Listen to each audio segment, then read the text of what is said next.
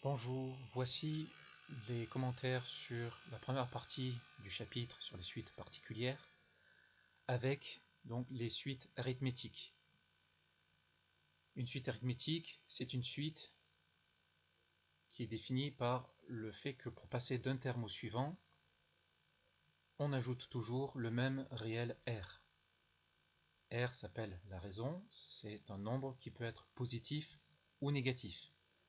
Toujours est-il qu'il reste constant.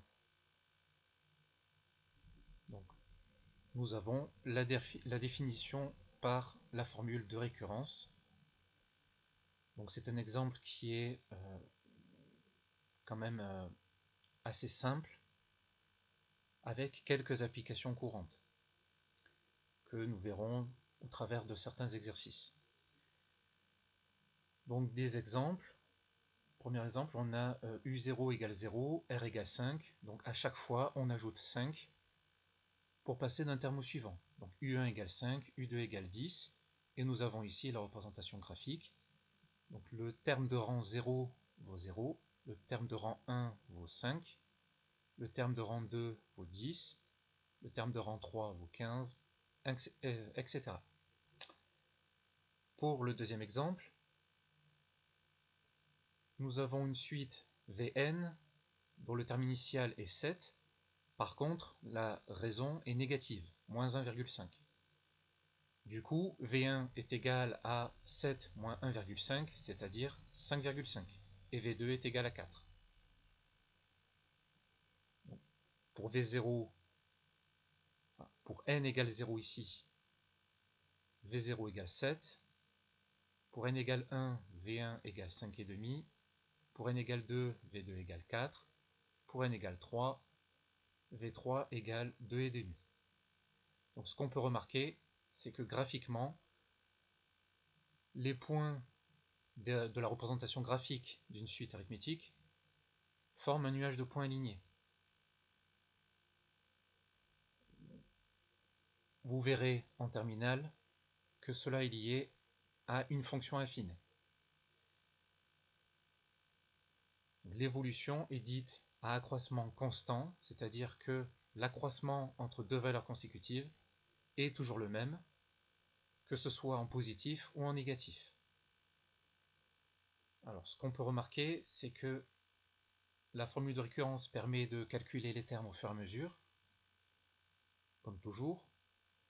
Néanmoins, si on a deux termes consécutifs, un et un plus 1, on peut calculer la raison si on sait que c'est une suite arithmétique.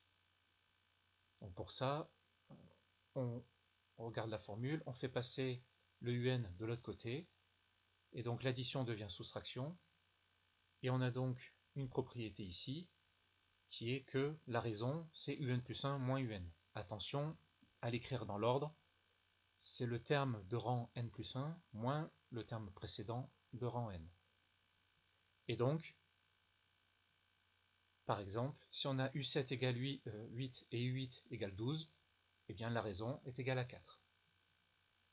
Du point de vue des variations, c'est assez évident.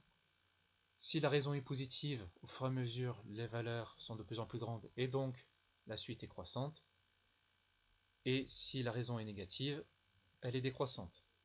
On a le cas qui est frontière entre les deux. Entre la croissance et la décroissance, c'est le fait qu'elle est constante, avec R égale 0, c'est-à-dire qu'on ajoute quelque chose qui est nul. C'est un cas qui n'est pas très intéressant, mais qu'il est bon de quand même voir parce que c'est toujours la limite entre les deux cas qui nous intéressent, c'est-à-dire lorsque la suite est croissante ou décroissante. Je vous fais remarquer qu'il y a si et seulement si, ce qui veut dire que si vous connaissez le signe de la raison, vous savez quelles sont les variations de la suite arithmétique. Si vous connaissez les variations de la suite arithmétique, vous savez quel est le signe de la raison. Et donc par exemple, sur les exemples précédents, pour un, la raison est positive, donc la suite est strictement croissante, et pour la deuxième, elle est négative, la suite est strictement décroissante. Voilà tout ce que vous avez à connaître sur les suites arithmétiques en première technologie.